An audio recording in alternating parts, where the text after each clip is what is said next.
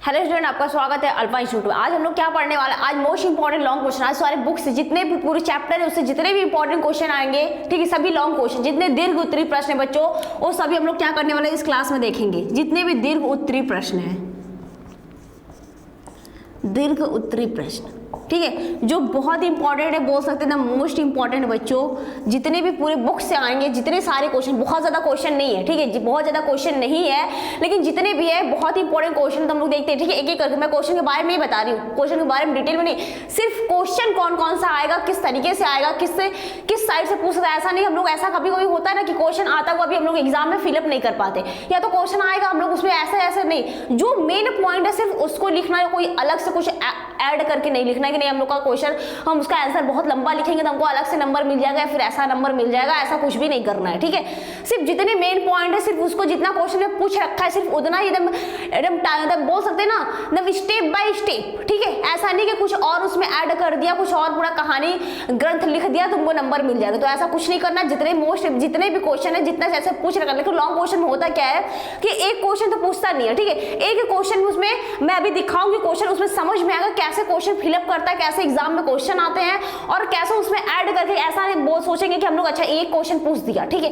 उसमें बोलेगा उसका ये लिखो, उसका ये लिखो, उसका उदाहरण लिखो। हम लोग करते क्या है, उसका डिफिनीशन बहुत लंबा चौड़ा लिख देंगे, ठीक है, डिफिनीशन बहुत लंबा चौड़ा एकदम अच्छे से लिख देंगे, उसकी परिभाषा लिख देंगे, लेकिन उदाहरण नहीं लिखते। अगर मान लो एग्जाम में नहीं पूछा उदाहरण लिखे, लेकिन हम लोग उसका उदाहरण है, ठीक, वही अगर पूछ दिया उसमें उसका उदाहरण है, ठीक है। अगर मान लो परागण के बारे में पूछा तो उसमें क्या होते हैं, परागण में स्वपरागण होता है, वायु परागण उसमें किस में होता है, ठीक है, पर परागण वायु पर, फिर स्वपरागण, ठीक है, दो प्रकार के होते हैं। फिर उसमें उसके बारे में पूछ रहा है तो उसके बारे में अगर एग्जाम उदाहरण होता है ना, उदाहरण होता है, एग्जाम्पल होते हैं, अगर हम उसको आ रहा है तो उसको एक लाइन में एक वर्ड में लिखना है। ये नहीं उसमें पूछ रहा है कि तुमको बहुत सारा एग्जाम्पल लिखना है, बिल्कुल नहीं, सिर्फ एक एग्जाम्पल ही तुम्हारे लिए प्रॉपर होते हैं नंबर पाने के लिए, ठीक है। कुछ बच्चे जो बहुत अच्छा मार्क्स लाते हैं वैसे ही लाते, थोड़ी ना सारे बच्चे के लिए वही क्वेश्चन आते हैं, सब वही करते, सारे टाइमिंग वही 24 घंटे होते हैं, वही 24 घंटे वो भी पढ़ के पेपर देते हैं और हम भी पढ़ के पेपर, ठीक है। जो बच्चे टॉपर करते हैं वो भी, उनके लिए भी उतना ही टाइम, उसके लिए उतने ही दिन रात होते हैं, कुल अलग से नहीं आता कोई दिन रात तो उसके लिए, या फिर कोई और ग्रह पे नहीं रहता कि नहीं उसके लिए अलग से टाइमिंग बनी हुई है, तुम्हारे लिए अलग से टाइमिंग है, जो टॉपर बच्चे उनके लिए अलग से टाइमिंग बनी, नहीं, जो बुक में वही बुक पढ़ के वो भी देते हैं, जो क्वेश्चन है वही क्वेश्चन वो भी पढ़ के देते हैं, ठीक है। तो देखते हैं हम लोग का पहले क्वेश्चन क्या है, ओके। पहला क्वेश्चन देखते हैं हमारा क्या है, दिखा पहला क्वेश्चन, ठीक है, पहला क्वेश्चन दिखा। देखो इसमें कैसे पूछ रखा है कि परागण क्या है, ठीक है। पहले तो हम लोग देखेंगे परागण क्या होता है, उसके बारे में पूछ रखा है। उसमें क्वेश्चन में क्या लिखा है कि पुष्पी पादपों में होने वाले विभिन्न प्रकार के परागण का वर्णन कीजिए, ठीक है, ये क्वेश्चन हुआ तुम्हारे। इसी में देखो 3 क्वेश्चन दे रखा है, अब लिखना तुमको किस हिसाब से तुम लिख रहे हैं, तुमको नंबर तुमको लाना है, ठीक है, तुम्हारे घर वालों को नहीं लाना है, तुम्हारे जो टीचर पढ़ा है उसको लाना है, ना किसी को नहीं, वहां पे कॉपी पेन तुमको लेके बैठना, तुमको सारे एग्जाम में लिखना है और किसी को लिखना नहीं है। तो क्वेश्चन क्या पूछ रहा है पहले उसको देखो और कैसे उसको आंसर करना ये देखो।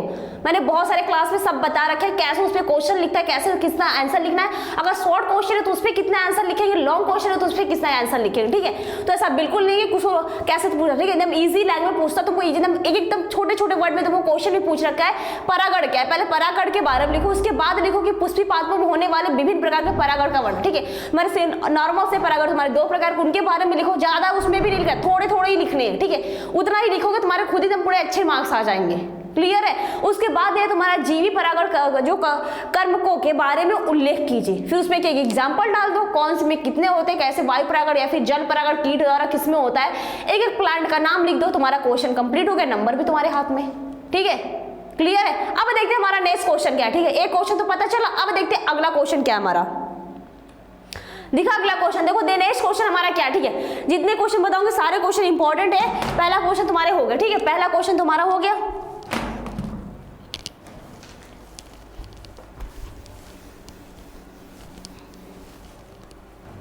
ठीक है। हम लोग पहला क्वेश्चन देखा परागण। अब ये दूसरा क्या है, आवृत बीजी पादपों में निषेचन की क्रिया का क्या सचित्र वर्णन करना है, ठीक है, क्लियर है। क्या करना है उसका सचित्र वर्णन करना है, ऐसा नहीं कि तुम उसमें बहुत ज्यादा डायग्राम बनाओगे और बहुत ज्यादा उसमें लिखोगे, ऐसा बिल्कुल नहीं है। एक नॉर्मल डायग्राम पर भी टाइम वेस्ट मत करना, ठीक है, एक नॉर्मल रफली टाइप का डायग्राम घर से तो डायग्राम बना के जाना कि हाँ ऐसे डायग्राम होता है, ऐसा डायरेक्ट जाके एग्जाम में डायग्राम मत बनाने लगना, बिल्कुल भी नहीं, ठीक है। और उसका नेमिंग कर देना, नेमिंग करोगे तो तुमको ही फायदा, तुम्हारे नंबर अच्छे, क्योंकि अगर तुम नेमिंग करते हो उसका मेन पॉइंट लिखना, जितना नेमिंग कर रहे हैं उसके बारे में लिखना है, किसी और से कुछ अलग उसमें नहीं छापना है। जो बोला है कि आवृत बीजी पाद होते क्या, उसमें निषेचन की क्रिया क्या होती है, उसका डायग्राम बनाओ, उसका नेमिंग कर दो, बस हमारा नंबर कंप्लीट, ठीक है, हमारा क्वेश्चन कंप्लीट। अब देखते हैं बच्चों अगला क्वेश्चन क्या है, ठीक है, ये क्वेश्चन हमारा हो गया। नेक्स्ट क्वेश्चन देखते क्या है, ठीक है, दिया है युग्मनज क्या है, नामांकित चित्त की सहायता से मानव में क्या क्या शुक्र जनन की प्रक्रिया का वर्णन कीजिए। ये हमारा नेक्स्ट क्वेश्चन बच्चों, अगला क्वेश्चन। जितने क्वेश्चन सारे इंपॉर्टेंट है, ठीक है, जितने क्वेश्चन है मैं पूरे बुक से, ये क्वेश्चन है, ये नहीं कि सिर्फ एक दो चैप्टर से, पूरे बुक से तुम क्वेश्चन मिला लेना अपने बुक में, ठीक है, क्वेश्चन एक क्वेश्चन मिला लेना सारे बुक से, तुम्हारे सारे क्वेश्चन तुम्हारे दे रखे हैं, क्लियर है। तो सारे बारे में पहले एक बार लिख लेना, अपने घर पे रिवीजन कर लेना, अच्छे से उसको रिपीट कर लेना बार बार, उसके बाद एग्जाम। ऐसे डायरेक्ट नहीं पढ़ के, देखो पढ़ने और लिखने में दोनों में बहुत डिफरेंट होता है, या तो तुम पढ़ के जाओगे ना लिख नहीं पाओगे, अगर जो लिख के जाओगे ना, जितने टाइम में तुम अपने तुम घर पे लिखोगे उससे कम टाइम में तुम एग्जाम में लिख के खाली हो जाओगे। एक बार तुम करके देखना ये, ठीक है। देखो दिया क्या युग्मनज क्या है, देखो तुमको अगर दिख नहीं रहा तो मैं बोल रही वो सुनाई दे रहा है, तुम अपने कॉपी में नोट भी कर सकते हो सब लोग, ठीक है। देखो दिया क्या है युग्मनज क्या है, नामांकित चित्त की सहायता से मानव में शुक्र जनन की प्रक्रिया का वर्णन कीजिए। ये हो गया हमारा नेक्स्ट क्वेश्चन, ठीक है। अगला क्वेश्चन देखते हैं बच्चों, ये क्वेश्चन समझ में आया क्या लिखा है क्या नहीं, ठीक है। अब देखते हैं हमारा नेक्स्ट क्वेश्चन क्या है, अगला क्वेश्चन क्या है, ठीक है, क्लियर है, बताओ यहां तक समझ में आ रहा है ना, ठीक है। अब देखो दिया है वे कौन सी सहायक जनन प्रौद्योगिकी है, ठीक है, वे कौन सी सहायक जनन प्रौद्योगिकी है जिसका उपयोग क्या करते हैं बद्ध दंपतियों में, इसका मतलब IVF, ठीक है, इन विट्रो फर्टिलाइजेशन भी होता है, इसका बहुत सारे नाम होते हैं, ठीक है, परख नली शिशु भी आता है, टेस्ट ट्यूब बेबी भी कहते हैं। देखो एक क्वेश्चन क्या था, बहुत बार बहुत तरीके से पूछ सकता था, ऐसा मत सोचना कि हम लोग एक ही क्वेश्चन, जो इंग्लिश वर्ड होता है उसको भी एक बार पढ़ लेना, क्योंकि इंग्लिश वर्ड डायरेक्ट तुम्हारा एग्जाम में भी वही हिंदी में लिख के पूछ सकता था, तुम कंफ्यूज हो जाओगे लिखा क्या, एग्जाम में क्या पूछ रखा है, हमने क्या पढ़ के आया था, एग्जाम में क्या है मैं लिख नहीं पाऊंगा, ऐसा बिल्कुल मत करना। जितने नाम होंगे एक बार तो पढ़ लेना, बिल्कुल भी पढ़ लेना अच्छे से, ठीक है, चाहे इंग्लिश हो चाहे हिंदी। ये मत सोचना कि इंग्लिश से बहुत टफ होगा, बिल्कुल टफ नहीं, उसको हिंदी में करके पढ़ लेना, ठीक है। दिया क्या है कौन सी सहायक जनन प्रौद्योगिकी है जिनका प्रयोग क्या करते हैं बंध दंपतियों हो तो किया जाता है, किन्हीं 3 तकनीकों का वर्णन कीजिए, ठीक है। बहुत इजी क्वेश्चन है, बस ऐसे पूछा रहे कि तुमको लगेगा बहुत टफ है, लेकिन लिखने पाओगे एक बार, बस 1-2 बार पढ़ लोगे ना, ठीक है, बस 2 बार अगर मन से भी पढ़ लोगे ना, ये क्वेश्चन तुमको पूरा याद हो जाएंगे, क्लियर है। अब देखते हैं हमारा नेक्स्ट क्वेश्चन क्या है बच्चों, अगला क्वेश्चन देखते क्या है। नेक्स्ट क्वेश्चन दिया है लिंग निर्धारण क्या है, इसके बहुत बार क्वेश्चन पूछ रखा है, लिंग निर्धारण क्या होते हैं, मानव में लिंग निर्धारण क्या होते हैं, या फिर पक्षियों में लिंग निर्धारण क्या है, मधुमक्खियों में लिंग निर्धारण क्या होते हैं। तो मैं एक बार पढ़ लेना पूरे अच्छे से कि मानव में लिंग निर्धारण क्या होता है, लिंग निर्धारण होता क्या है, इसमें दिया है पक्षियों तथा मधुमक्खियों में लिंग निर्धारण किसे कहते हैं, या फिर समझाइए, ठीक है, क्लियर है, बताओ यहां तक। और इसमें एक फ्लो चार्ट भी आता है, उसको भी देख लेना, बहुत सिंपल, मैंने एक क्लास में तो उसको भी बता रखा है, ठीक है। ये क्वेश्चन में जितना है सारे एक क्वेश्चन में करा रखी, तो वहां पे जाके क्लास में देख लेना, मैंने लिंक डाला, इसमें जितने भी डायग्राम फ्लो चार्ट है, ठीक है, फ्लो चार्ट तो बिल्कुल बना देना इस पे, ठीक है, पूछता नहीं, लेकिन फ्लो चार्ट अगर बना दोगे ना तो वो नंबर बहुत अच्छे मिल जाएंगे बच्चों, ठीक है। तो अगर ऐसे इस चैप्टर से जितने भी क्वेश्चन आएंगे, इससे आएंगे, अगर मेंडलीफ कॉलेज भी आते हैं, ठीक है, उससे भी आ, तो उसमें फ्लो चार्ट बिल्कुल अच्छे से बना देना। बहुत एक क्या उनको लगता है 50 सेकंड या फिर बोल सकते हैं 40 सेकंड भी लगेंगे, तो 30 सेकंड में भी इतना फास्ट बना लो, ठीक है, इतने सेकंड में तुम्हारे एक फ्लो चार्ट बन जाएंगे। अब देखते हैं हमारा नेक्स्ट क्वेश्चन क्या है, ठीक है, अगला क्वेश्चन देखते क्या है।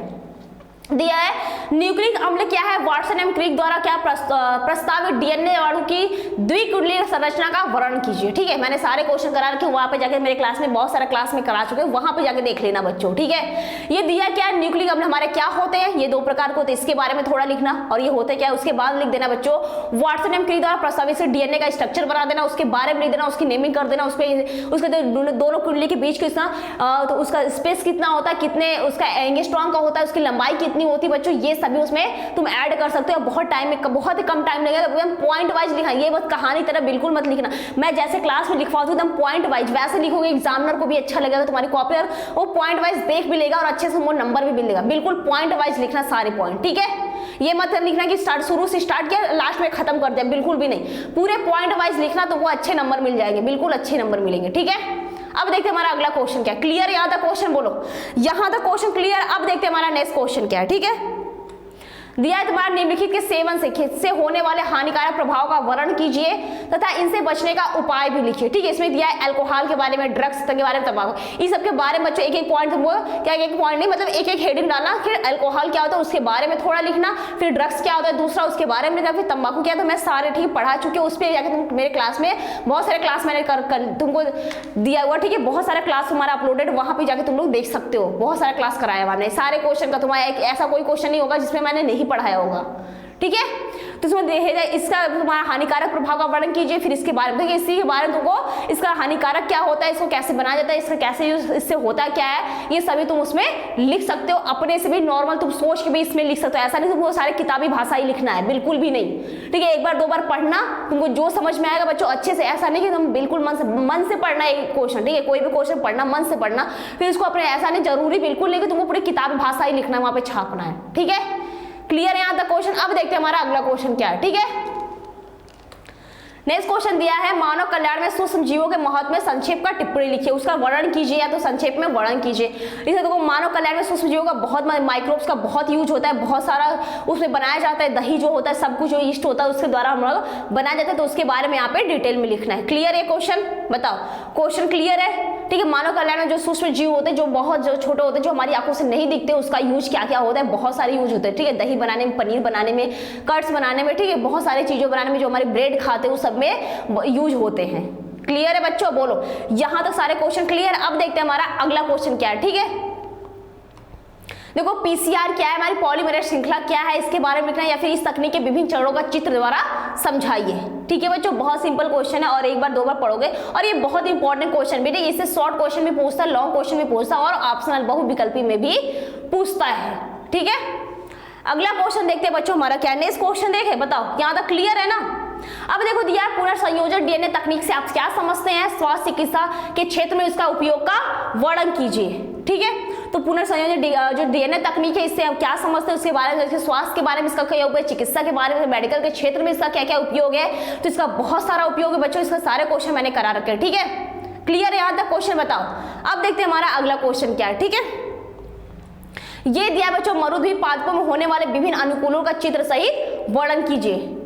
ये तो क्लियर है, तो बहुत इजी बच्चों, एक बार पढ़ोगे ना बहुत क्लियर हो जाएंगे। ओके, अब दिया है बच्चों नेक्स्ट क्वेश्चन हमारा है संकटग्रस्त जातियों से आप क्या समझते हैं, संरक्षण के लिए इसके दिए गए विभिन्न प्रकार के उपायों का वर्णन कीजिए। ठीक है, संकटग्रस्त जातियां क्या होती है ये भी मैंने पढ़ा रखा है बच्चों, जाके वहां पे देख लेना सारे क्वेश्चन, ऐसा कुछ भी नहीं होगा जो तुम्हारा छूटेगा। क्लियर है, अब देखते हैं हमारा अगला क्वेश्चन क्या है। बस यही तक क्वेश्चन बचे। ठीक है, यही तक है, जितना क्वेश्चन है सारे एकदम पूरे क्लियर अच्छे से पढ़ लेना। ओके बच्चों, ठीक है, तो क्लास यहीं पे ओवर करते हैं, अब नेक्स्ट क्लास में बोलेंगे अगले क्वेश्चन के साथ। ठीक है, वो भी इंपॉर्टेंट क्वेश्चन होंगे।